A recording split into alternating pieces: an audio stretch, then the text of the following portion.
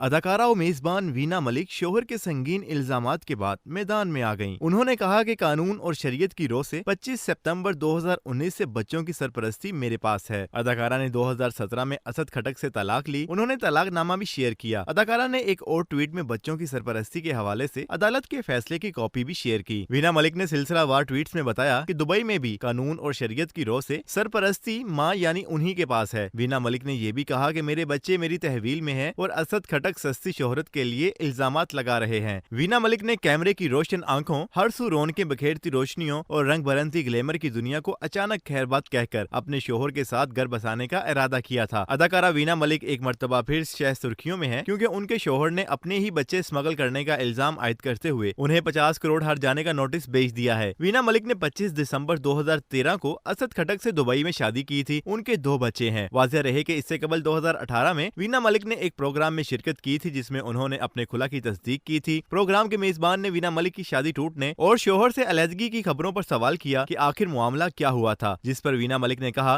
وہ اپنے دونوں بچوں کے ساتھ خوش ہیں۔ میزبان نے ان سے پھر سوال کیا تھا کہ آپ کے شوہر کے ساتھ معاملات کہاں تک پہنچے، آپ کی خلا ہو گئی یا صلح ہو گئی، جس پر وینا ملک نے جواب دیا کہ ہم دونوں کی خلا ہو گئی ہے۔ انہوں نے کہا کہ میں بحیثیت فنکار ہونے کے ناطے ایک مثال قائم کرنا چاہتی تھی۔ میں نے اپنے کیریئر کے عروج پر شادی کی اور بہت سی قربانیاں دیں، لیکن اپنی شادی کے حوالے سے چیزیں میڈیا پر لے کر نہیں آنا چاہتی تھی۔ خیال رہے کہ اسکینڈل کوئین کے خطاب سے مشہور وینا ملک نے کیریئر کا آغاز ایک اریاں فوٹو شوٹ سے کیا تھا، جس کے بعد انہوں نے فلم تیرے پیار میں اداکارہ زارا شیخ کی ایک دوست کے ثانوی کردار سے کیا، جس کے بعد انہوں نے اداکار و ہدایتکار جاوید شیخ کی فلم یہ دل آپ کا ہوا میں بھی اس طرح کا رول کیا۔ ناظرین، سابق شوہر کے الزامات لگانے کے بعد وینا ملک بھی میدان میں آ گئی ہیں۔ آپ وینا ملک کی اس وضاحت کے حوالے سے کیا رائے رکھتے ہیں، ہمیں بتائیں کمنٹ سیکشن میں۔ اور اگر یہ آج کی ہماری ویڈیو آپ کو پسند آئی ہو تو اس کو لائک کریں، شیئر کریں اور ہمارے چینل کو لازمی سبسکرائب کریں۔